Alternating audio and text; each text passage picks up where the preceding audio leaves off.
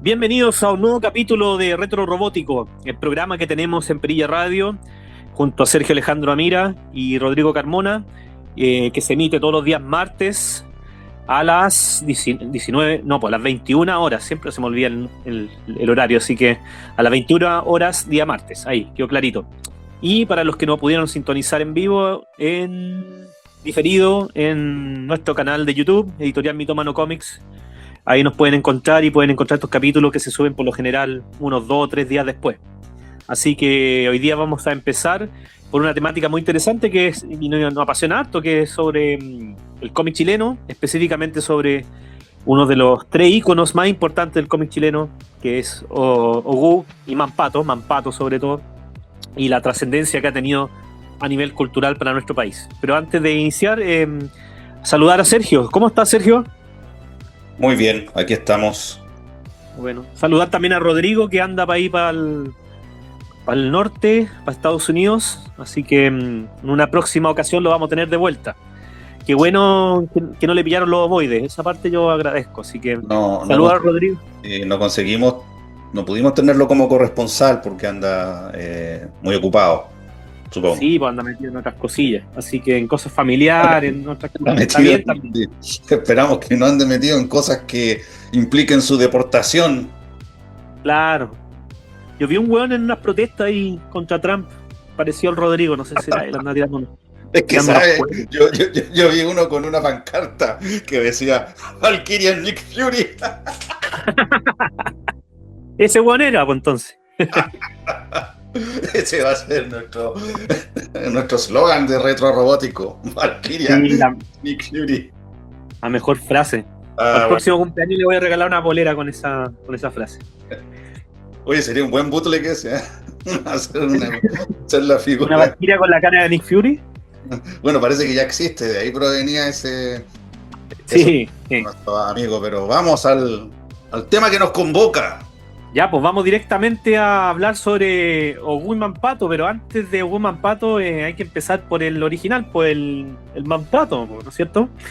Que él empezó solito antes de la llegada de Ogú, empezó ahí en la misma revista Mampato, si no me equivoco, o no sé si en otra, salió en otra antes o no, Sergio. No tengo esa información. Me parece que salió en Mampato, no estoy seguro. Esos son creación de Armstrong con Oscar, el diseño. Oscar Vega. Obviamente, ¿no? Oscar Vega. Y seguramente ahí, obviamente, Temo Lobo le empezó a dar más dimensionalidad al personaje. Pero cuéntame, Sergio, ¿cuál es tu opinión en torno a Mampato? Al personaje por sí, a la creación, a su trascendencia a nivel cultural. Bueno, nosotros en este mismo podcast hemos hablado de los 3 grandes pilares del cómic de la historieta chilena, y esos son Mampato, Condorito y Barrabases. En este último tenemos el privilegio de estar trabajando actualmente junto al equipo conformado por Ivo Herrera Ávila, Sebastián Castro y Perfilman alias Rodrigo Rivert, junto a Franco Fez, quien está aquí, y este humilde servidor. Entonces, bueno, ¿qué se puede decir de Mampato? Larger than life. Como decimos, un pilar, un hito. Y claro que no, a veces los hitos y los pilares son cuestiones como que se vuelven irrelevantes con el tiempo, pero a mí me parece que Mampato sigue siendo igual de relevante, entretenido. Hace un tiempo atrás, por ejemplo, cuando estábamos trabajando con Dori Huemul, releí un Mampato, que yo tengo un par de revistas de Mampato, de álbumes, de libro álbum, digamos. Y tengo uno que creo que es mi favorito porque durante los años, por supuesto, durante muchísimos años y décadas, fui leyendo uno que otro por ahí. Nunca tuve en mi poder, como tenía yo Asterix y Condoritos también y otros cómics, nunca tuve un libro álbum o un cómic de Mampato, ni la revista ni nada. Una tía mía los tenía. Yo a veces cuando iba a la casa de ella, los veía, los hojeaba, pero no los alcanzaba a leer. Y más o menos hace como 10 años, recién me compré uno, allá en Santiago, en ese sector que queda como por San Diego, llegando a la catedral esa, Santa Isabel, por ahí. compré uno usado, que es justamente Las aventuras de Mampato Rena en el siglo 40, con tapa dura, la versión tapa dura, porque después había otras versiones de tapa blanda que no sé quién las publicó, Unlimited me parece, y no estaban a la altura. Por lo menos yo tengo ese que tengo de Rena en el siglo 40 es de tapa dura. Y ese me gusta harto porque a mí me gustan las historias, los mampatos digamos, históricos, así como Mampato en la conquista o Mampato en la Edad Media, esos no me gustaban. A mí me gustaban las cuestiones locas, como los mutantes, la ciencia ficción, ese aspecto de Mampato.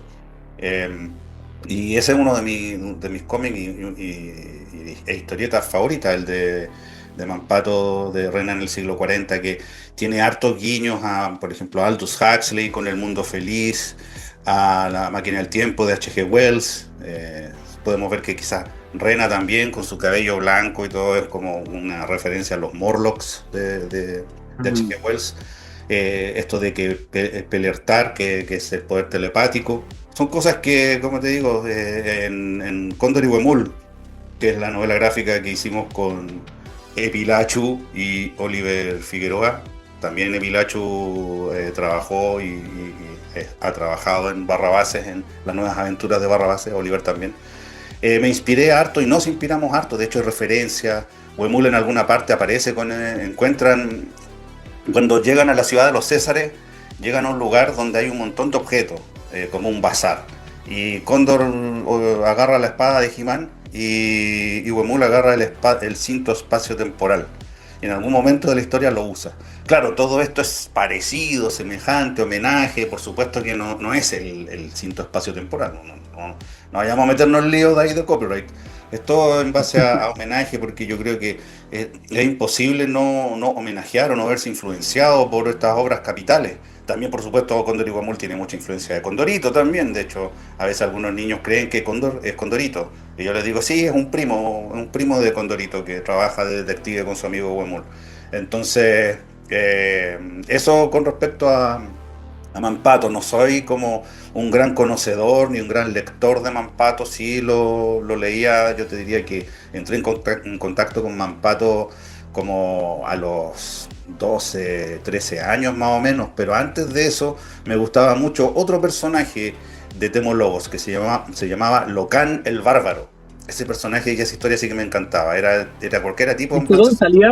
¿Salía en Mampato? No, eso salía en la tercera. La tercera tenía un suplemento que se llamaba Icarito. Entonces ese suplemento Icarito era misceláneo.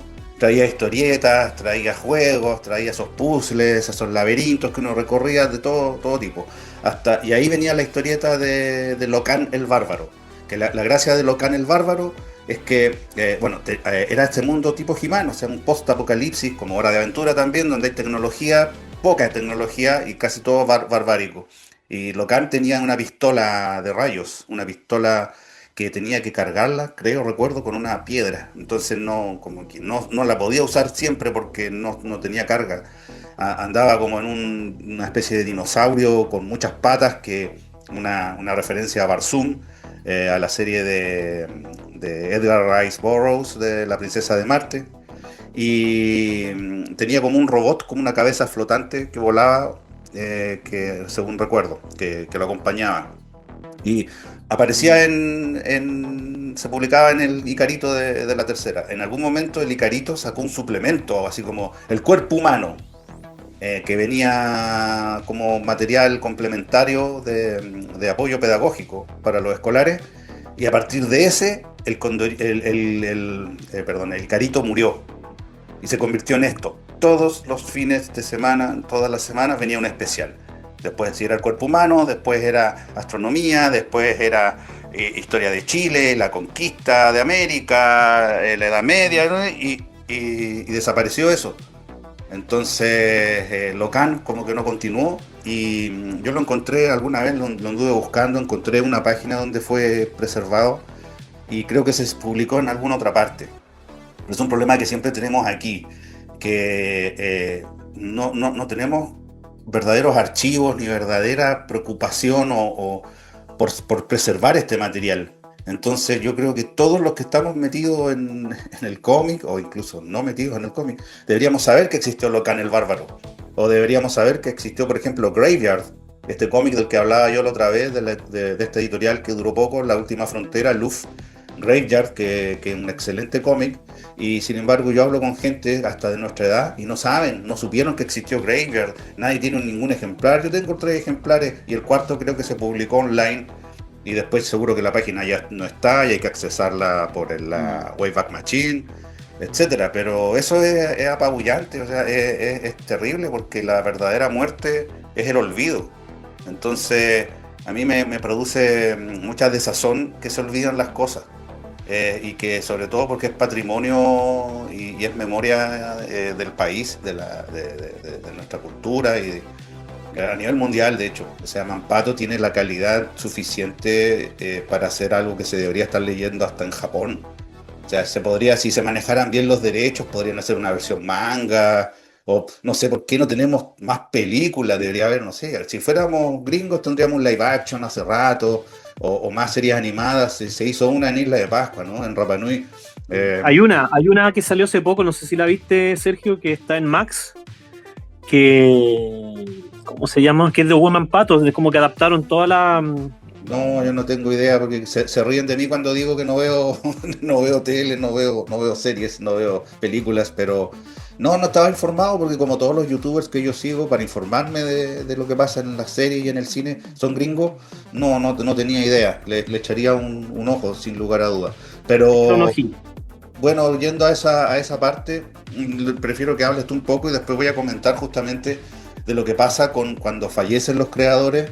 ¿Qué pasa con las obras de los creadores cuando fallecen y no quedan, digamos, como aseguradas, o la familia o las empresas o lo que sea?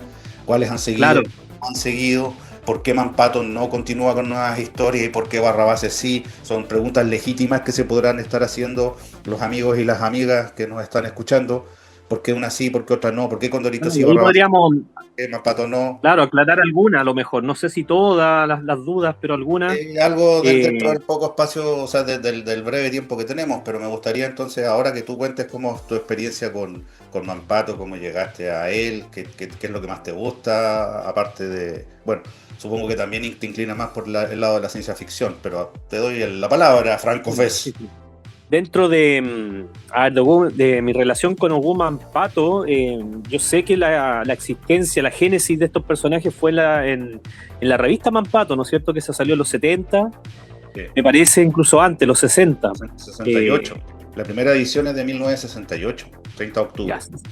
Y que salieron bastantes números. Y lo que tenía esta revista, que era una revista media educativa, era como mitad cómic y mitad como el Carito, ¿no es cierto? Que habían hartos suplementos, harta información relacionada a la ciencia, a la geografía, había unas muy entretenidas con mamíferos, con dinosaurios, con ciencia ficción a veces. Entonces, una revista muy educativa, con alta carga educativa, y lo entretenido también que entre medio venían aventuras como precisamente la de Woman Pato. Hay que recordar esto a base de mi memoria nomás. Si tú hay algo que yo diga y a lo mejor tengo media distorsionada la memoria, tú me vas corrigiendo nomás, Sergio. No voy a mentir, me acabo de meter a la Wikipedia, así que la información que les demos es de Wikipedia, no nos culpen si no la doble chequeamos, pero sí, acá cualquier cosa lo podemos apoyar con Wikipedia. Dice que se publicó entre 1968 y 1978, Mampato. Ya. O sea, duró por la editorial Atlántida. Dice aquí que la periodicidad era semanal. Semanal, ya. Mira, claro, semanal, tremenda pega. Mencionaste, los creadores fueron Eduardo Armstrong y Oscar, y los guionistas fueron Eduardo Armstrong, Temo Lobos y Oscar. Dibujantes, Oscar y Temo Lobos. Colorista, Edmundo Pessoa. Ya, perfecto. Yo lo que sí me acuerdo del primer capítulo, a todo esto yo me aproximé a como Mampato no por la revista Mampato, sino por la Cucalón, que vino mucho después. Esa en los 80, que era más como una síntesis de lo que era lo que hizo Temo Lobo a nivel de cómic dentro de la revista Mampato, un resumen de eso. Me imagino que tenía algunos cómics exclusivos también. En la revista Cucalón no solo venía Woman Pato, sino venía Alaraco, Ñeclito, Ferrilo. ¿Cuál? También estaba el robot Ferrilo, ¿verdad? Fierilo, sí, tenéis razón. un montón de personajes. Había un Recordemos que conejo. Y Alaraco tuvo su versión live action. Alaraco, sí, ese me Pepe acuerdo muy bien. Antártico, un personaje funado, pero nadie se acuerda de Pepe Antártico ya, lamentablemente, o no sé, pero bueno, son personajes que son hijos de su tiempo. Pero sí, esos eran algunos de los otros personajes de Temolobos: Máximo Chambones, Alaraco, Cicleto, Ñeclito, Ferrilo, siempre conveniendo de que Mampato no fue creación de él. ¿Sí? Ogú sí, pero Mampato fue digamos, una co-creación, podríamos considerarlo, junto Yo con... creo que una co-creación. Yo creo que por un lado, no sé si Oscar, sí, Oscar me parece que fue el que me aportó más en el sentido de la estética. Sí, el Eduardo Armstrong me parece más en relación al concepto inicial, y el que le dio ya más sustento, vida, creo yo, no sé, aquí me puedo equivocar, no creo que me maten ni nada, pero Temo Lobo fue el que más le dio ahí un corazón, este asunto de la inteligencia, la mentalidad, ahí desarrolló más el personaje en el fondo, que era el de Mampato, y todo su entorno, todo el mundo, su aventura, la expansión a sus padres. Porque Dime.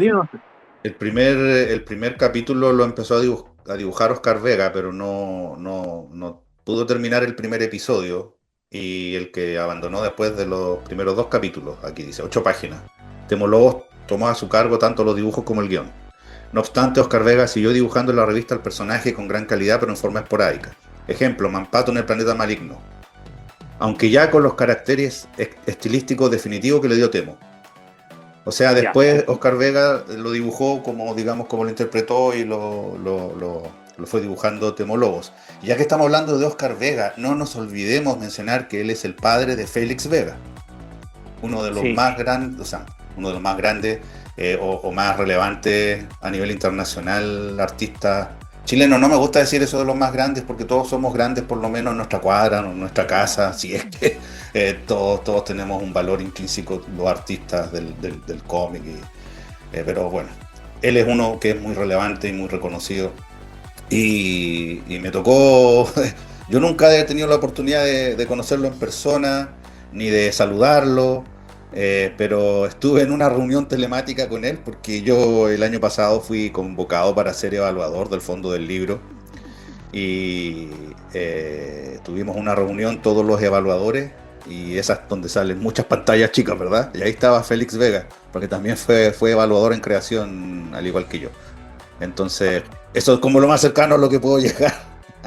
Bueno, y Félix Vega, tengo entendido que hace un par de años atrás, unos 6, 7 años atrás, sacó una nueva aventura de Mampato dibujadas por él.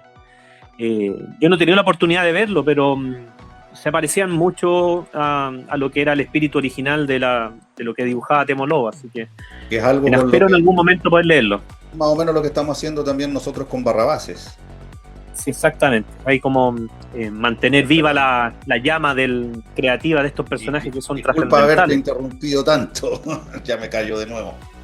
No, totalmente hay que conversémonos. Bueno, el Cucalón te nombraba el asunto de que ahí descubrí Ogún Mampato. Mampato, tengo entendido que la idea es que es un niño con mucha curiosidad, ¿no es cierto?, intelectual. Me parece que explorando por el campo se topa con este extraterrestre que se llama C, si no me equivoco. Sí, creo que sí, así era, sí. Sí, y que se había caído con su nave extraterrestre, y no sé, me parece que Mampato lo ayuda, y en la ayuda, en agradecimiento, le pasa el cinto espacio-temporal de regalo C, para que pueda trasladarse por el tiempo-espacio, ahí descubriendo nueva aventura. Ahí hay ecos de Linterna Verde, porque recordemos que Linterna Verde obtiene su anillo cuando encuentra a este alienígena que cayó a la Tierra, y le pasa el anillo para que él sea uno de los Green Lanterns. Y también me acuerdo de Ben 10, que en el caso de Ben 10 es una pulsera. Claro, no lo transporta por el espacio-tiempo, le permitía cambiar de forma distinta alienígena. Pero también es como un objeto alienígena que le da poder a un niño. Ben 10, Mampato, quizás por ahí hay alguna cuestión, como nos copian. De hecho, como Spider-Punk y Z. Sí. De hecho, Temo Lobo siempre estuvo muy adosado a la ciencia ficción, ¿no es cierto? Él fue editor, me parece, de la revista Rocket, que estaba de los años 60, 50, que estaba dedicada exclusivamente a la ciencia ficción hardcore, así, ¿no es cierto? En el sentido cómic. Así Bueno, que y se supone que Temo Lobos también trabajó en Barrabases, también dibujó en Barrabases. sí, también dibujó en Barrabás, no estoy seguro si los personajes, pero sí como cómics Lo que pasa complementarios. es que se hace, sí, pues Rocket es del 65. Y lo que pasa ahí es que muchas de estas historias no sabemos quiénes las dibujaron, porque no se permitía como en Condorito. Sabemos, por ejemplo, que Fito Manga dibuja en Condorito. Él lo ha dicho, él lo ha mostrado. Hace poco vi un homenaje o algo que hizo, no sé a propósito de qué cosa, pero era un Condorito Blade Runner, con Condorito como de Deckard y Yayita como, no me acuerdo cómo se llamaba la replicante. Pero sí, entonces... ¿en qué estábamos? Estábamos en Cucalón. Sí, pues, y los orígenes de Mampato. Me parece que ya después, no me acuerdo en qué número de capítulo ahí ya ingresa Ogu, que definitivamente es un personaje muy necesario ahí para la sinergia, la complementación entre las dinámicas del niño súper inteligente con el forzudo, pero un poquito más tontín, ¿no es cierto? O más tampoco es tonto, porque tengo entendido que dentro de su clan es el más inteligente, entonces es como, dentro de su mundo es como el súper dotado, ¿no es cierto? Dentro de su espacio-tiempo. Pero para estándares del humano moderno, claro, no, era más impulsivo que otra cosa. Y tiene esa dinámica muy parecida a la que tiene Asterix y Obelix, o todo esto, que también siempre me recordó un poquito algo de eso también. Como un poco la dinámica del profesor Rosa con Guruguru también. Bueno, Sí, bueno, sí, exactamente. sin darse lujitos, sin darse lujitos, pero como este hombre niño, Ogu era como un hombre niño de repente, como más infantil que Mampato, y el Guruguru, bueno, el Guruguru se supone que es un niño, que es adoptado por el profesor Rosa, pero Sí, buena analogía, ¿eh? como que no habla raro, así como, ¿verdad? Ogu también habla un poco raro, limitado, porque, bueno, un cavernícola y el otro un pájaro. Entonces, se esfuerzan por comunicarse con los humanos. Pero sí, está esa... Bueno, y ahí hemos dilucidado como varias, así como, no sé si influencia indirecta, pero varias cosillas como que uno puede aprender de Linterna Verde, Asterix y Obelix, no sé, Tintín tal vez, etcétera, etcétera. Es la ciencia ficción más dura, los títulos que tú nombraste, el viaje en el tiempo. A mí también, yo sé que no hay influencia porque vino mucho después, pero también tiene algo así como del Dr. Brown con Marty McFly, esto del viaje en el tiempo, dos personas, ¿cachai? Ricky Morty. Entonces, te voy a decir, además, te voy a hacer otro alcance, que yo considero que, ¿por qué además es tan bueno Mampato en cuanto a personaje? Porque Mampato tiene una trinidad. Entonces, ¿qué se conoce como la trinidad? Una de las grandes ventajas de DC Comics es que tiene una trinidad, y esa trinidad son Batman, Superman y Wonder Woman. Entonces, Mampato tiene una trinidad, a mi juicio, aún mejor todavía. Porque tenemos al medio al niño, al humano, al niño contemporáneo, que es Mampato. Tenemos al hombre cavernícola, fuerte, poderoso, más bien rústico, pero bien intencionado, el buen salvaje, como diría Rousseau, que es Ogu. Y tenemos a la niña, mutante, telépata del futuro. Entonces tenemos el presente representado por Mampato, el pasado, fuerza bruta representada por Ogu, y el futuro, el lado femenino, la telepatía, representado por Rena. Entonces, esa trinidad es perfecta, está súper bien equilibrada. sí, de hecho, claro, de hecho es muy protagonista. Rena también, uno se olvida con esa dinámica de los dos, que por lo general Ogu y Mampato comparten más aventuras, pero Rena también es definitivamente una protagonista esencial dentro de la historia. Y el interés amoroso de Mampato también, pues. Y ahí hay un gran valor en eso, que también era una época donde los personajes femeninos tal vez tampoco eran tan explorados ni utilizados en las historias. Yo creo que eso se ve incluso, lamentablemente, se ve hasta el día de hoy. Se ve hasta el día de hoy en la gran industria y en la de nosotros ni hablar, porque cuando se hace un esfuerzo como de ver cuáles son los personajes relevantes femeninos del cómic chileno, no aparecen mucho. Por lo que No, yo sé de un estudio reciente que se está haciendo, por ejemplo. Y el perfil de Rena, claro, es no una mujer en aprietos, sino es alguien que tiene... Claro, pese a que en la historia aparte, o sea, tú ves la portada y Rena está en aprietos porque está amarrada Sí. a un árbol y se la va a comer una tortuga gigante. Pero luego ella demuestra que es bastante capaz, porque digamos que cualquiera, dado esas circunstancias, hombre o mujer, si te agarran y te amarran en un árbol, digamos, no va a ser por su condición. Ahora no me acuerdo por qué la amarraron, bajo qué circunstancias, tendría que revisar de nuevo el libro álbum, la novela gráfica en sí. No, y Pero tampoco me acuerdo, pero que estaban en el futuro, ¿no es no cierto? sé si, Que viajaba al si le habían, futuro. sí, no sé si la habían sacrificado, pero eso era ya en el futuro, porque acuérdate que habían unos perros gigantes también que ellos montaban, Sí.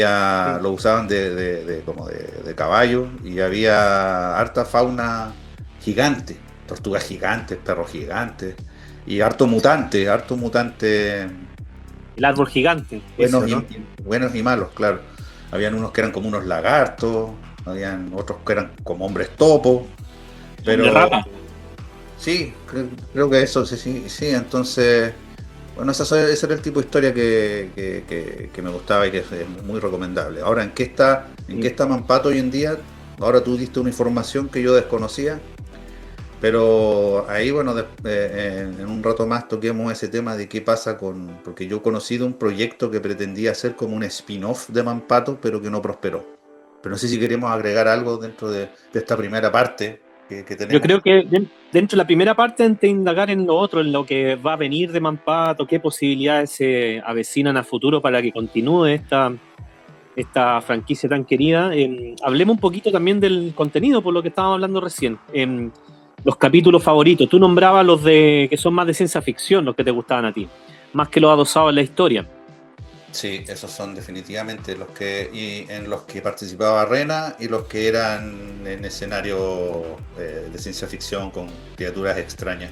Me acuerdo Oye, uno ¿y donde habían tiene unos... Mampato un archinémesis, ¿o no? Es Ah, Mong, ya, eso no lo sé. ¿o ¿Cómo se no? llama? Porque salía, que era como Ming, como el malo de Flash Gordon. Ah, Era sí, igual, era un Monk. calco. ¿Cómo se llama? Ese, No sé, te estoy obviamente. preguntando. ¿Se llama Monk? Mong se llama, Ming, claramente Sí, era es igual, lo estoy viendo una, ahora, lo estoy viendo, sí, es igual. Es una igual a parodia. Monk, claro. Monk Entonces molesto. Es el tiránico podemos líder decir de que los tenía algo de verdines. Flash Gordon también. A lo Sí, mejor tenía pues, influencia de claro, Flash Gordon. totalmente, con orejas puntiagudas, sí. Monk está No, en su villano Ming, era obvio. claro, y Mampato como medio pelirrojo, así, a lo mejor tiene alguna influencia ahí de Flash Gordon. Eh, a mí también me gustaban los capítulos históricos, lo que se sabe de Temo Lobo, aparte del desarrollo así bien específico, bien labrado del dibujo, ¿no es cierto?, bien cuidado, también se preocupaba mucho del guión, de la investigación histórica. Me acuerdo, a mí me gusta mucho el de la conquista y la reconquista, ¿no? Ahí donde está Guman Pato, se van ahí a la época de O'Higgins, de Manuel Rodríguez, ¿no es cierto? Donde están los Talaveras, todo el asunto. Me gusta también el de los dinosaurios, ese capítulo de dinosaurios, aunque ahí parece que hay algunas fallas porque, claro, mete mamíferos, mete la megafauna mezclada un poquito con los dinosaurios del Jurásico, el Triásico, que son animales, bestias separadas por millones de años, así que obviamente a lo mejor los recursos de información no eran los mismos que hay hoy en día también, pues no hay que culpar al autor. A veces claro, también hay que privilegiar la diversión y la entretención por sobre la precisión histórica. Pienso yo en Jurassic Park, donde habían varios dinosaurios que no eran del Jurásico. Entonces, También. Jurassic Park igual. Pero claro, como dices tú, quizás era una historia alternativa, o sea, o era una realidad alternativa. Si puedes viajar entre universos, en el tiempo, el espacio. Ahí quizás ya teníamos un concepto, era un mundo donde los dinosaurios no se extinguieron y aparecieron los mamíferos y coexistieron, por decir algo. Sí, me tinca que va por ahí el asunto, pero claro, se puede justificar de esa forma.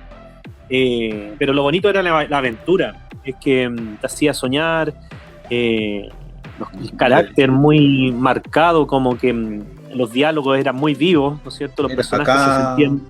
acá te puedo ir mencionando a ver si tú te acuerdas de cuáles de estos has leído. Tenemos el Mampato en Roma, dibujado por Oscar, dice acá. No, ese no. Temo Lobo se hace cargo como autor completo a partir del número 3. Mampato en Roma, Kilikilis y Golagolas, ese lo leí, creo que ese lo tengo también. Mampato en la escuela, Los Verdines, ahí está Monk, La corte del rey Arturo, Morgana la hechicera, Rena y el siglo XL, perdónenme, pero no sé leer ese número. Será el 40, me imagino. Bromisnar de Bagdad. Después viene Sésamo Abre. Después viene Mataquiterangui. De Rapa Nui. En el Congo. Después, El cementerio de los elefantes. La Reconquista.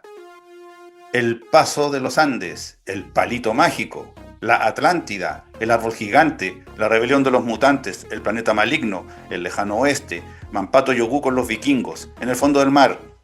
Dos haces del aire, los balleneros, la civilización enigmática, los balleneros parte 2, Mampato contra los verdines, el mundo submarino, Mampato y los piratas, en la antigua Grecia, el túnel del tiempo, la amenaza cibernética, en el Olimpo, la invasión subterránea, los mosqueteros y el huevo.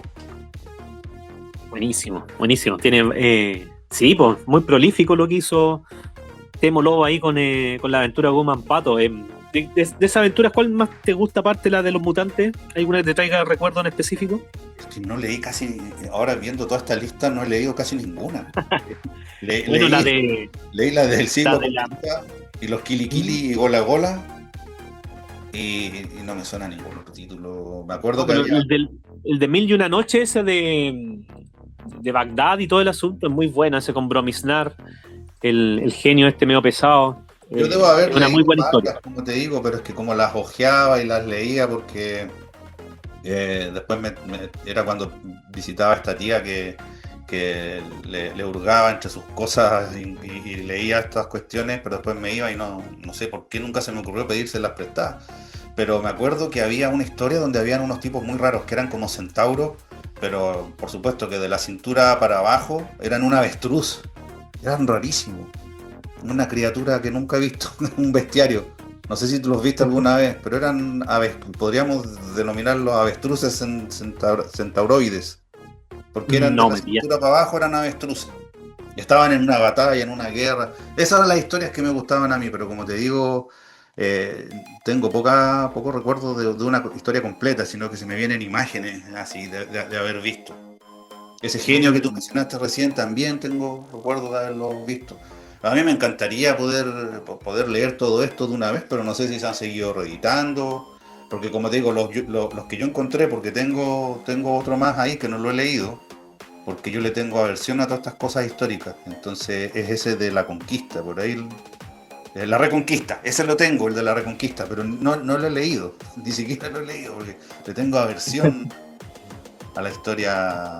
No, a mí me gustó siendo niño, y eso que uno cuando cabro chico como que asume que los contenidos históricos de información más de colegio es como un poco uno rehuye de eso a menos que tenga que estudiar para una prueba, pero la gracia que tenía como en la forma en que contaba Temo Lobo la historia es que se hacía súper lúdica, entretenida, y en el fondo te olvidaba un poquito de que era contenido educativo hasta cierto punto, ¿no es cierto? Tenía algo de aventura y los personajes estaban muy, muy bien realizados, entonces, y los gestos y todo el mundo, los dibujos, a veces se mandaba estos dibujos de plana completa, Temo Lobos con harto detalle, así como encuentran a Wall-E, donde pasaban muchas cosas en el escenario, entonces tú como niño te divertías también viendo qué pasaba con cada personaje que estaba ahí dibujado, retratado, así que lo viese y que fuese muy educativo, pero por otro lado lo sintieses como algo entretenido, algo que tú podías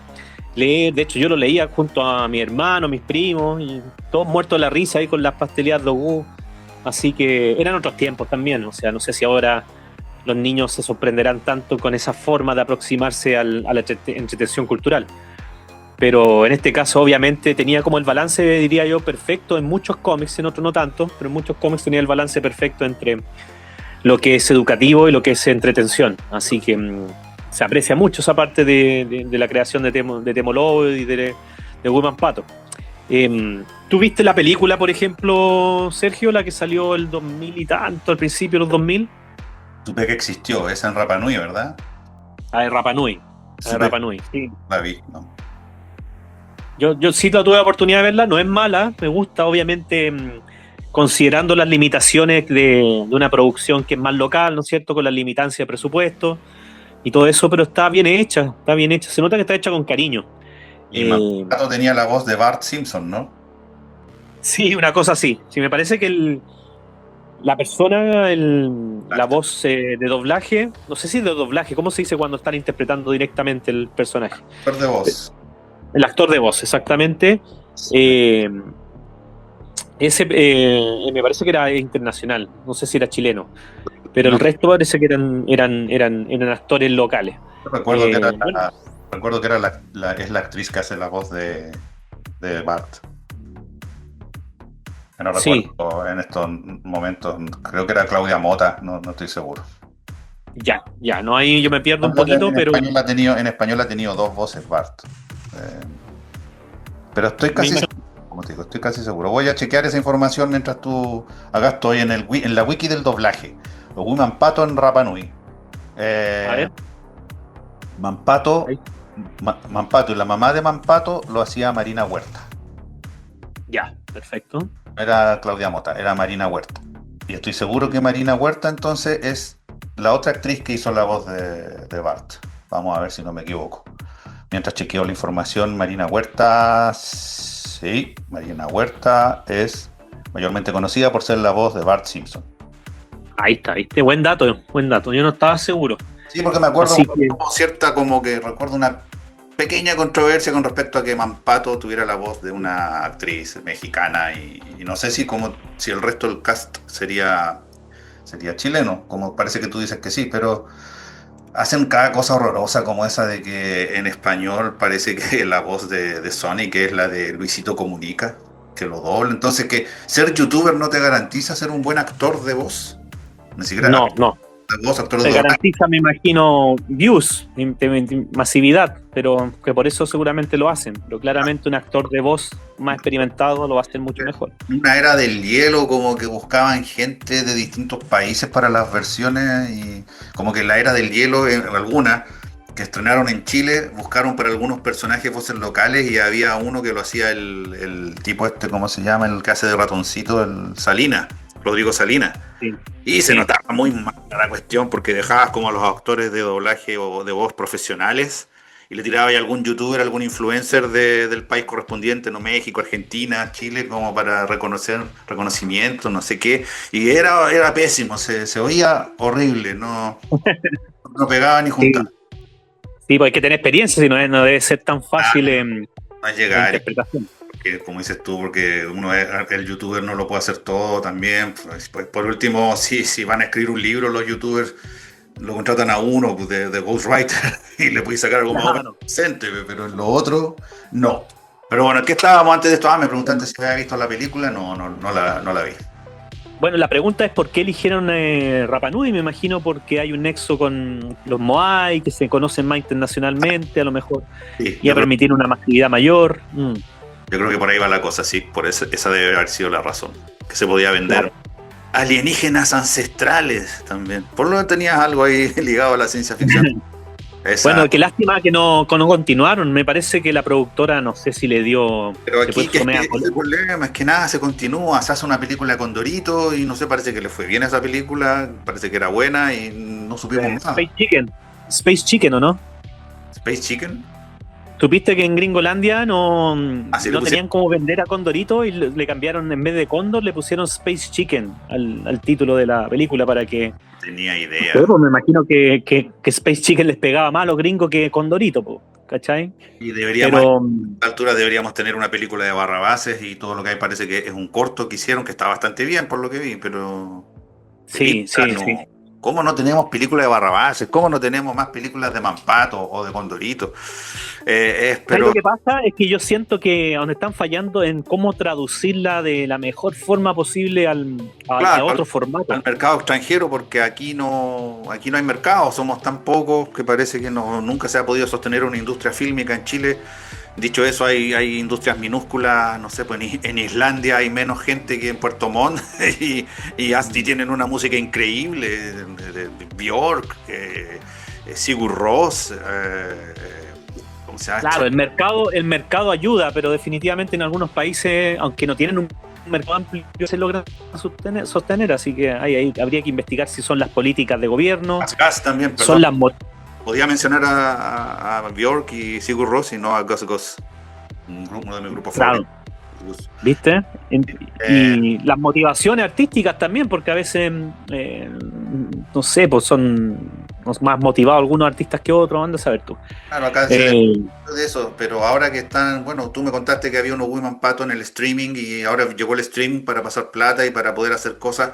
Cada vez somos menos los que vamos al cine. Yo no voy al cine. La última película que fui a ver al cine fue el biopic de Bob Marley. Desde entonces que no voy al cine. Y es muy difícil que algo me vaya a motivar a regresar. El problema también son las expectativas. Yo siento que la serie que está ahora proyectada por Max, me parece que la primera y la segunda temporada se adjudicaron a través de un CNTV. No me acuerdo, Menta me parece que es la productora de animación. Tiene como un estilo mucho más moderno. Obviamente no está hecho cuadro a cuadro, porque seguramente la producción y los costos son mucho mayores, sino que están hechos estos como una especie de huesos que le hacen a los dibujos para poder desplazarse. Y obviamente eso se nota, y yo creo que la expectativa del lector clásico, el que conoce el cómic de Ogún Mampato, es como ver traducido esos mismos trazos de Temo Lobo al formato 2D, ¿no es cierto?, de animación. Y sabemos que eso es muy difícil, tiene sus complejidades. A lo mejor los chicos estos de Menta Animación quisieron hacer algo que pudiesen financiar la mayor cantidad de capítulos posible. En vez de hacer 7, hicieron como 14, me parece, o 15, que igual es un número alto de capítulos. Y para eso tuvieron que hacer recorte en el estilo gráfico, ¿no es cierto? Entonces algunos quieren que permanezca con un estilo muy cercano al Temo Lobo. A mí también me encantaría ver algo así, pero sabemos que hay una complejidad. De hecho, en las películas de Asterix y Obelix también se nota, ¿no es cierto?, el trazo particular que tiene. Un problema reciente que está en la serie de Invincible también, que se burlaba mucha gente de los PNG que flotan, cuando están volando el PNG y el mono estático y como que le hacen un zoom out. Pero también Amazon le pasó por una plata ridícula para que desarrollaran la serie, cuando le tiran $1 chillón a estas cosas del Señor de los Anillos, y a los animadores la plata del vuelto el pan, lo que le queda a Jeff Bezos, así como para después que se compró 10 Teslas para regalarle a su empleado, eso es lo que le queda, se lo da y sé que estoy hablando de Jeff Bezos, o sea, sé que no estoy hablando de Elon Musk. Estoy hablando de Jeff Bezos. Yo sé que el Tesla es de Elon Musk, pero es por ponerle que compró algo caro nomás. Entonces, esa plata que le sobra del vuelto le pasó a los animadores de Invincible, que creo que era un estudio chico, y yo en algún momento no sé si esta información será verdad, porque la leí por ahí, pero que eran como un equipo de 12 personas animando la serie, así como 12 personas, 10 o 12 personas. Y además, viene, ¿de qué sirve que le pagues al actor de The Walking Dead, ¿cómo que se llama este tipo? A Glenn, para que haga la voz de Invincible? Después traes a Negan, a este actor Jeffrey D. Morgan, que le bateaba la cabeza al pobre Glenn, para que haga la voz de Conquest. Entonces a esos actores tenéis que pagarles. Entonces esa plata que podría estar yendo a la animación, la estás pagando para tener, entre comillas, algunos rostros famosillos, para que hagan voces. ¿Para qué? Si hay unos excelentes actores de voz que seguro deben ser mejores que incluso que estos, porque son tipos que se han especializado en voz, en ser actores de voz. No en la movida de mercado nomás, el mercado ahí mandando, estos me atraen, estos personajes, estos actores que son famosillos me van a traer más público. Exacto. En vez de hacer algo velando por la calidad de la obra y no tenés gente. En el fondo es ridículo, porque si estás comprometido con el resultado creativo, contactando un buen actor de voz y todo, y si el producto final es muy bueno, va a atraer el público igual. y otras que no. Sonic es un personaje tan grande que estoy seguro que no necesita que la voz en español la haga Luisito Comunica para que venda. O sea, yo creo que no le sumó ni le restó $1 más o un peso mexicano o lo que sea más que Luisito Comunica hiciera, si es que es así, porque creo que era así, la voz de Sonic, porque Sonic es una franquicia gigante, monstruosa, no tienes que recurrir a esas triquiñuelas. Pero bueno, Sí, pues, por salgamos nos quedamos con mucho rato. Bueno, en el streaming de Woman Pato eso está en Max. Ahí lo pueden buscar. Como digo, el estilo de animación es un poquito más moderno y también viendo las limitancias de presupuesto, estoy seguro que ahí tuvieron que recortar.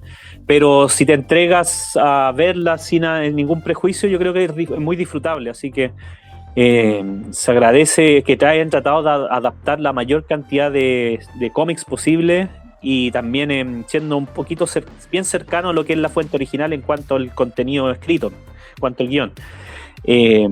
Así que eso, pues, no creo que este sea el caso de que el presupuesto haya escaseado porque hayan financiado a un actor de voz muy caro, sino que va más por el lado de que seguramente el presupuesto que se le entregó no era tan alto como para tener un ejército de animadores ahí funcionando.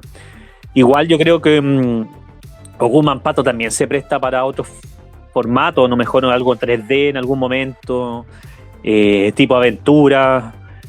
Da para mucho. Bueno, como tú decías, Woman Pato, Condorito, Barrabase, claramente tienen la estética, el diseño, que es atractivo e icónico, y también el concepto es único y le da el sustento para poder proyectarse a futuro.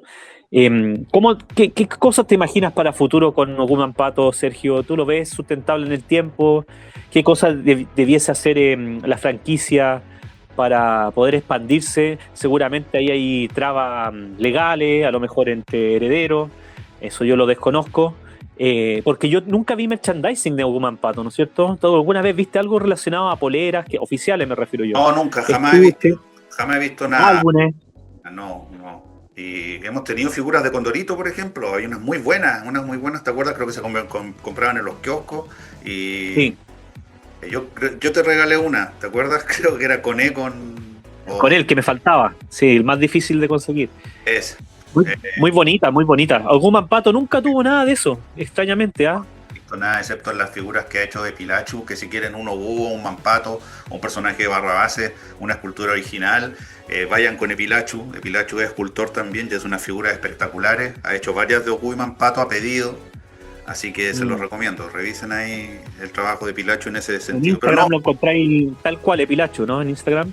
Sí, hay que ver, hay que ahí mandarle un mensaje a Pilachu. Sí, pues imagínate, yo me imagino en un mundo paralelo, una dimensión paralela que hubo en los años 80, una promoción de, qué sé yo, de Coca-Cola, y canjeabais las figuritas de Woman Pato y tienen que haber sido parecidas a los Snicks, ¿no es cierto? Una cosa así, o los Pitufos. Hay autores, hay creadores que son súper quisquillosos con respecto al merchandising, que recordemos que Alan Moore en la época de Watchmen tenía prohibido que sacaran cualquier tipo de merchandising, y después resulta que aparecieron unas chapitas y Moore dijo, oye, ¿qué pasó? Que quedamos que no iba a haber merchandising, las chapitas tipo el Smiley de Watchmen, y le dije, no, es material promocional, no es merchandising, es material promocional, pero creo que igual lo vendían. Entonces hay autores que son así súper estrictos, como que no quiero que esto se adapte a película, como Alan Moore, por ejemplo, o no quiero que esto tenga merchandising. Entonces hay distintos casos, no sé cuáles son, pero nunca he visto nada de Pato. Que Temo Lobo lo veía muy sagrado su contenido y no lo cedía a merchandising, porque sacar un álbum de Woman Pato en la época de su pleno apogeo, diría hasta mediados de los 90 incluso, yo creo que era igual que Barrabase, una cuestión de un álbum que iba a tener un éxito rotundo. Condorito sí sacó álbumes con el tiempo, pero ya ha pasado el 2010,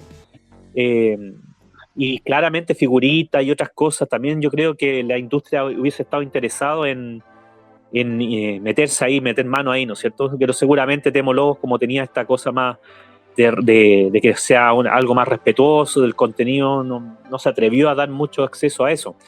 Y eso que él participó en álbumes. Yo sé que dibujó el de los Pitufos acá en Chile. El álbum de los Pitufos, muchos de los dibujos eran de él, así que, y de algunos promocionales de los Pitufos, así que para trabajar en promocionales, claro, externos, no había problema.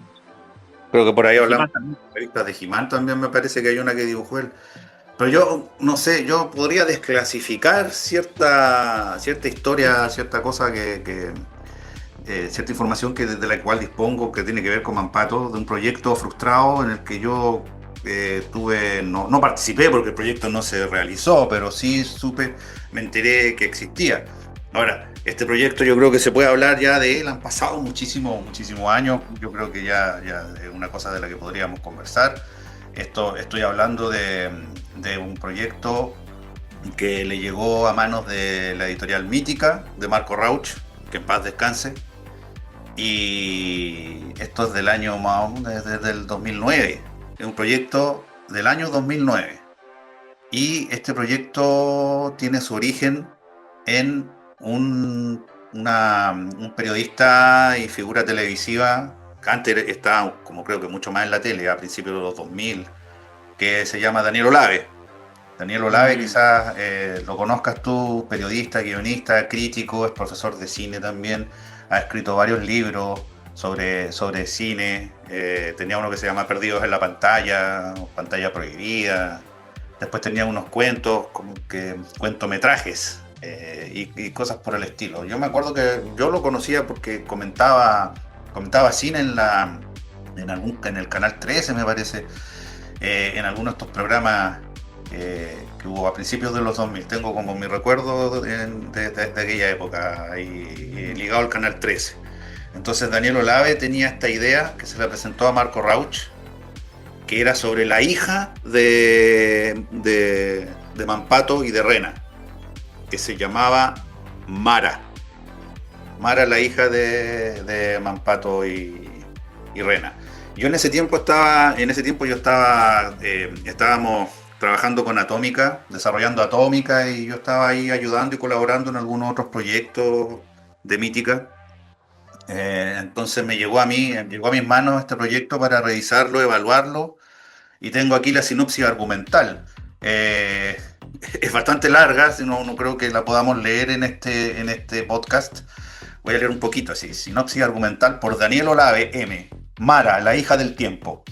La historia comienza en el siglo 40, mucho tiempo después de que el mundo fuera arrasado por una serie de catástrofes climáticas causadas por la destrucción del medio ambiente a manos de los propios habitantes de nuestro planeta. La vida ha logrado resurgir, aunque en forma distinta a la que existió antes en la Tierra. Ya es el setup de Rena y del siglo 40. Pero el cielo de una zona de la Nueva Sudamérica, uno de los rincones del planeta que mejor sobrevivió a la debacle, se cubre misteriosamente por una isla flotante, una inmensa roca llena de fortificaciones que surca el cielo. Es la ciudad asteroide de una misteriosa raza de mutantes belicosos con ansias imperialistas. Santiago de Chile, año 2018. Mara es una adolescente huérfana de 15 años y vive con su tía en Santiago. Junto con el resto del mundo, ellos verán cómo una serie de extraños acontecimientos están ocurriendo por todas partes.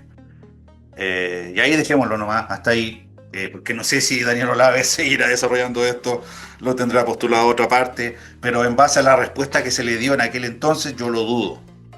¿Cuál fue la respuesta? Si es que se puede saber, Sergio.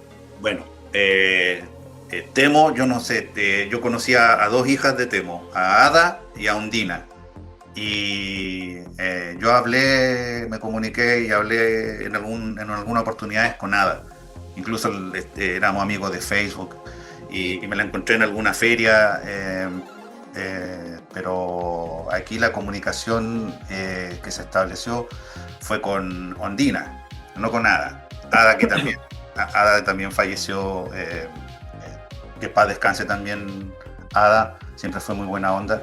Y aquí a través de Marco Rauch, que le presentó este proyecto y habló para ver del asunto de los derechos y todo esto legal con Ondina, le presentó el proyecto de Daniel Olave. Entonces, me parece interesante, y no sé si estaré cometiendo una indiscreción aquí, violando el secreto de sumario, pero lo dudo. Me gustaría leer la respuesta que le dio ella a Marco Rauch, porque me parece súper interesante e incluso un aporte a los historiadores del cómic. Así que atentos, historiadores del cómic. Aquí tenemos un documento histórico, creo yo, y por eso me voy a permitir el revelarlo, con el permiso de Franco Fez. Dale nomás. Muy bien, estoy autorizado y lo he hecho cómplice. a Franco Fez en esta desclasificación. Nos vemos en el juzgado. Con Hermosilla. Con Hermosilla. Dale no. Dice, estimado Marco, siempre cuando hacemos proyectos queremos que la creatividad y nuestra propia imaginación funcionen a la par. Y es lo que aprendí de mi padre. Él nos enseñó a usar la cabeza para imaginar y de allí saldría un producto solo tuyo. Nos pertenecía y eso siempre sería gratificante para el arte que ejerciéramos, cualquiera que fuese. En mi caso es el canto. Pasaron los años y me fui dando cuenta que el copiar era distinto a aprender del otro. Entonces decidí esforzarme para aprender del cantante de turno y no copiar. Por lo que entendí es lo que tú has hecho con el trabajo de mi padre, aprender.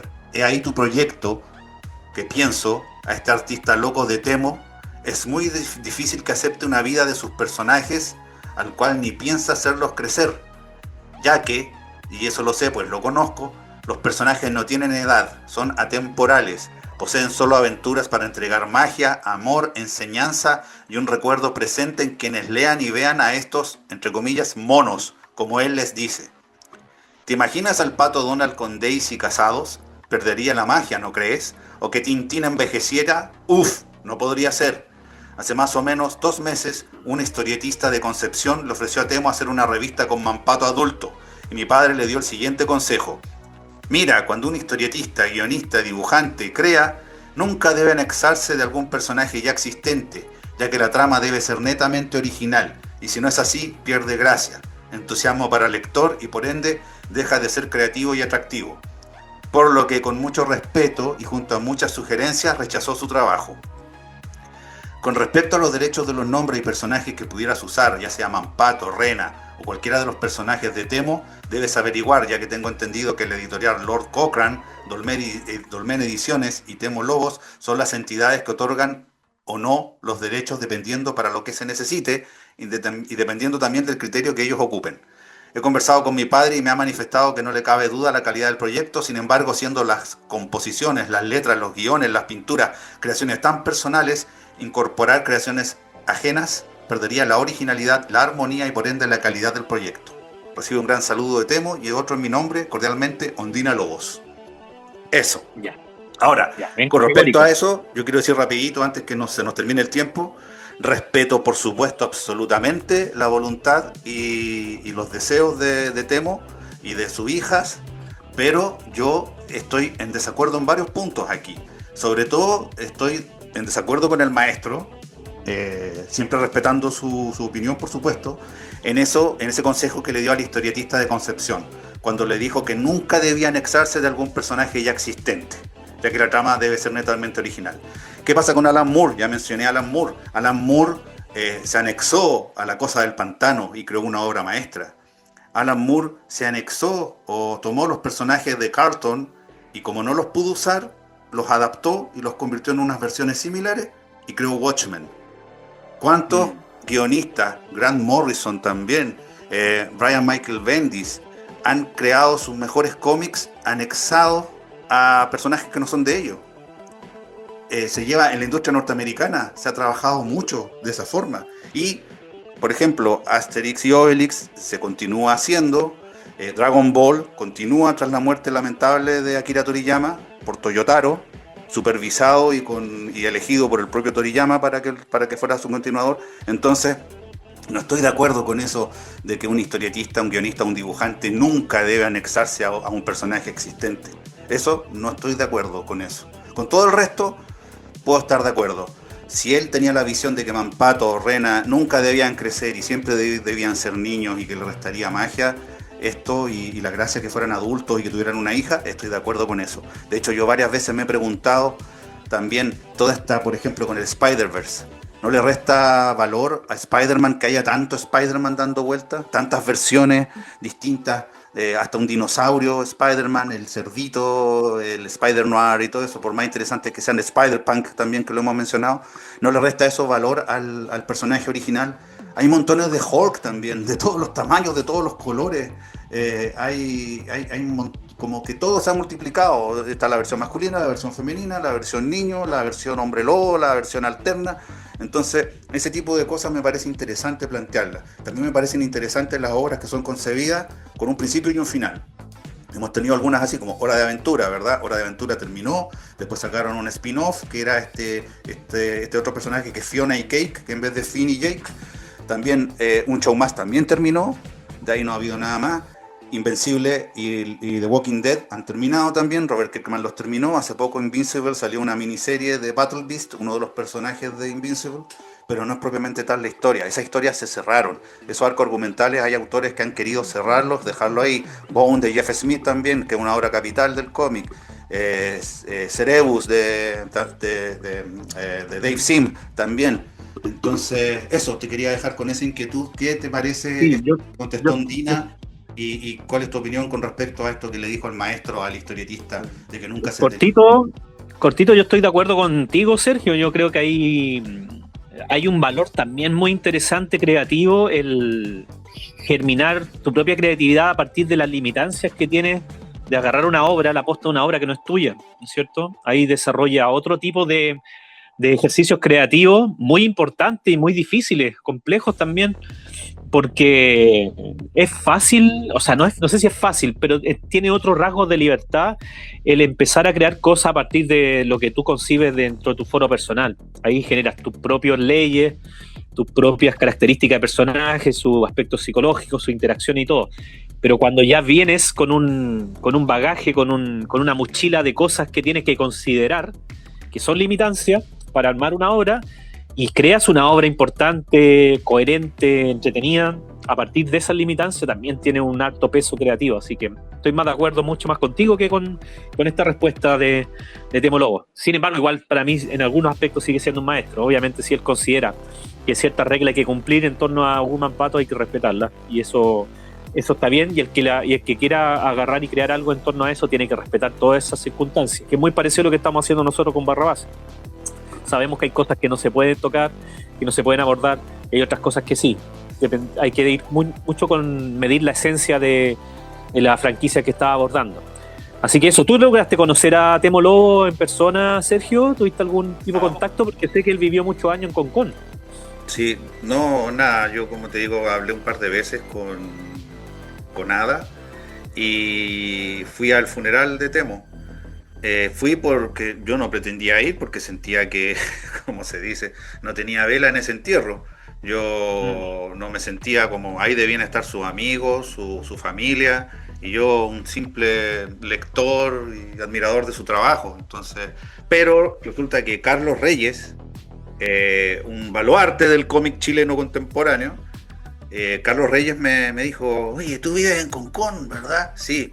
Entonces yo quiero ir al funeral de Temo Lobo, vamos, acompáñame.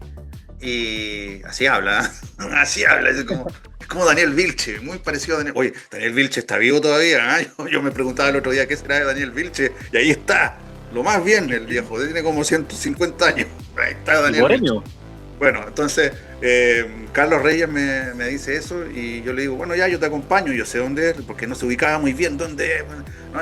La catedral ahí, la parroquia al lado de la iglesia Patricio Lynch, o sea, la plaza Patricio Lynch, ahí está la iglesia.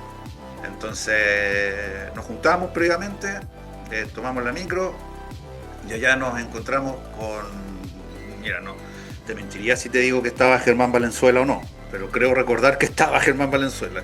Y había un par de personas más del mundo del cómic, de estas personas que son, digamos, relevantes, no como uno, que uno es un pobre diablo de provincia, pero con orgullo, con un pobre diablo, pero con orgullo. Pobre porque no tengo plata, pero con dignidad. Entonces, ahí estuve. ¿Qué año fue? ¿Qué año fue eso? ¿El fallecimiento de Temo? Fue hace tanto tiempo que te diría yo. ¿2011 por ahí? ¿2010? Más o menos, sí, más o menos creo que fue por esa época, ¿no? Como te digo, en mi memoria ocurrió hace toda una vida atrás, pero sí, creo 2012, que fue como... 2012. ¿Lo corroboraste? Sí, en Wikipedia. Sí. Bueno, sí, eso yo tuve la oportunidad de saludarlo así porque fue una Con Comics, una que se realizaba, ¿te acuerdas? En la Pontificia Universidad Católica de Valparaíso. Antes de mudarse a San Antonio, ¿verdad? Exactamente, cuando se realizaba ahí. Y me acuerdo que esa vez también vino la voz de Homero, Humberto Vélez. Homelo Así chino, se llama. pero era Homelo chino. Homelo chino. Sí, sí, así que fue muy entretenida esa versión y tuve la oportunidad ahí de ir entrar a una especie de micro seminario que hizo y me hicieron una tarjetita que andaba trayendo Dogu. Así que Y yo quiero feliz de haberlo conocido. aprovechar de Sí, que dime nomás. mencionaste eso. Les cuento a todos, aprovecho de contarle a todos y todas que lamentablemente no participaremos de Comic Con este año. Ni Mitómano Comics, ni Franco Fest, ni este servidor estará en Comic Con este año. Y eso me hace recordar que tú participaste en un homenaje que se le organizó a Temo Lobos en la Comic Con, que fue bastante precario y poco digno, hay que decirlo, que hasta se robaron tu dibujo, o el de Yossi, nuestra gran y querida amiga Yossi, que ha dibujado a Atómica, que ha dibujado a Jiva, otros personajes, a Tom Candy, para la editorial, para Mitómano y Stratos. Pero fue así, ¿o no? Yo recuerdo como que los pegaron, Sí. o imprimieron y los pegaron así como casi como en un diario mural. Cuéntame, Franco Fes. O sea, de lo que me acuerdo, me lo pidieron como más menos de un mes antes. Nunca quedé conforme con ese dibujo, pero igual lo entregué, claro, lo publicaron. Y al final de jornada lo fui a buscar para ver si me lo devolvían. Pregunté y no estaba, pues se lo habían robado algunos.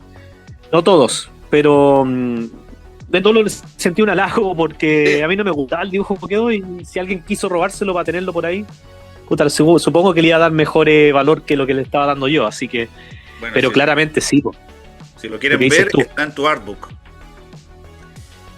Parece que sí está en el artbook. Sí, tú tienes mejor memoria que yo. Si lo quieren ver, está en el artbook de Franco Fest con prólogo mío. ¿Todavía te quedan artbooks o no? No sé, quedan algunos, pero tengo que ver porque todavía no he repartido todo, aunque no lo creas. Hay gente Pero están que en busca todavía libre. Si quieren comprar Hay el algunos en artbook busca de libre. Franco Fest y otros títulos de Mitómano Comics, incluyendo nuestra novela gráfica compilatorio Héroes y Megadioses, vaya a busca libre. Ahí lo puede encontrar. Le llega a la casita, lo compra ahí y le llega a la puerta de su casa. Entonces ese fue el homenaje a Temo Lobos, bien, o a Mampato, bien como... A todos juntos, po. Una cosa van de la mano los dos, yo creo, que está muy impregnada la firma de él en todo lo que fue Woman Pato, así que esperar a futuro se sigan creando cosas, por lo que mismo hablábamos con Barrabase, o con Condorito, o con toda esta franquicia Doctor Mortis. En una de esas, incluso con lo que hemos creado con Atómica, con Mitómano, cuando ya no estemos en este mundo, de alguna u otra forma siga expandiéndose estas cosas que han sido creadas. Así Sí, que bueno, esperemos que esto. Dime, Sergio. que yo tomé la precaución de poner en la web, ahí en mi página web, que es el calabozo, puse una guía, cómo escribir a Atómica. Entonces, cualquiera que siga esa guía que hay ahí, lo que puede y lo no puede hacer, va a estar escribiendo una historia real de Atómica. Cualquiera que se desvíe de eso, va a estar haciendo un fanfiction. Sí, yo tomé esa precaución, por lo menos, lo dejé ahí y quería como... Para cerrar, yo había hecho un compilatorio de obras que habían continuado tras las muertes de sus creadores. Por ejemplo, Haggard the Horrible, que lo conocíamos como Olafo el Terrible. Este comic strip de este vikingo, muy divertida. Su creador original, Dick Brown, murió en 1988 y lo continuó su hijo, Chris Brown, hasta el 2021, que falleció. A continuación, el cómic sigue siendo dibujado por un equipo anónimo de King Feature Syndicate, que son los dueños del copyright y no están involucrados los descendientes ni los familiares de Brown. Después, el caso que ya mencionamos de Dragon Ball, que sigue Toyotaro desde el fallecimiento, o sea, ya estaba él trabajando desde el 2015 en Dragon Ball. Y bueno, perdimos a Toriyama lamentablemente el año pasado y Toyotaro tengo entendido que sigue. Después tenemos Asterix, que era por supuesto de Goscinny y Uderzo. Y desde que falleció, ¿quién fue el que falleció? No me acuerdo cuál de los dos fue el que falleció, pero actualmente no está ninguno de los dos. Está Jean-Yves Ferry y Didier Conrad, son los que están. Y salió uno el año pasado, Asterix y la Rosa y la Espada, de hecho. Mortadelo y Filemón, de Francisco Ibáñez, murió el 2023 y continúa una vez más con un equipo sin nombre público, supervisado por la editorial. En Peanuts, Snoopy, de Charles M. Schulz, también se continúa con varios artistas anónimos, bajo licencia de Peanuts Worldwide. Pero tiene guionistas que son de la familia de Schulz, hijos y nietos. Entonces aquí vemos, por un lado, y es de agradecer que, y era una de las condiciones, que en Barrabases sí se sabe quién es el equipo creativo, pero estamos viendo acá que en varios casos no se sabe quiénes son los que trabajan, como en el caso de Hagar, de Olafo, que es un equipo anónimo, en el caso de Mortadelo y Filemón, otro equipo anónimo, en el caso de los dibujantes de Snoopy, de Charlie Brown, otro equipo anónimo. Entonces, ¿qué te parece eso? ¿Por qué esa política de que no se conozca a los dibujantes, a los guionistas, a los creativos? Yo encuentro que ahí es la industria poniendo la pata encima nomás. Yo de hecho voy a dejar dicho acá mismo, no sé si lo quiere hacer Sergio, pero el día de mañana, si yo no estoy en este mundo y están ahí dando vuelta a los personajes y alguien quiere hacer algo con ellos, los de mitómanos, que lo que tú bien lo dijiste, que respeten la esencia de lo que son los personajes y no lo transgredan para no transformarlo en fanfiction, sino que lo hagan algo relacionado a lo que es la esencia del personaje, siempre que es estipulado quién creó cada cosa, o sea, quién lo escribió, quién lo dibujó, todo el asunto. Yo creo que hay que respetar al artista, respetar el esfuerzo, y eso que sepultarlo en el anonimato, no sé si es bueno. Yo creo que es malo a la larga para la sociedad, para el mundo artístico. Así que igual agradecido con la Barrabase que hayan respetado eso, que es súper valorable y habla muy bien de la visión altruista de Don Gabriel y Joaquín de Red Horse y lo involucrado. ¿Y qué es lo que obtienen ellos con eso? Que nosotros estamos mucho más comprometidos a que fuera simplemente un trabajo asalariado, que lo estuviéramos haciendo a contrata y por la plata nomás. Entonces, ahí también tirarle la oreja al, no sé, pues a la industria, me imagino. No sé si los autores, los creativos pusieron esa cláusula, pero me imagino que muchos que no. A mí en lo particular como creativo, que se respete siempre al artista que va a hacer la obra después de uno, ¿no es cierto? Y eso tiene que instaurarse como algo, como una ley, yo creo incluso.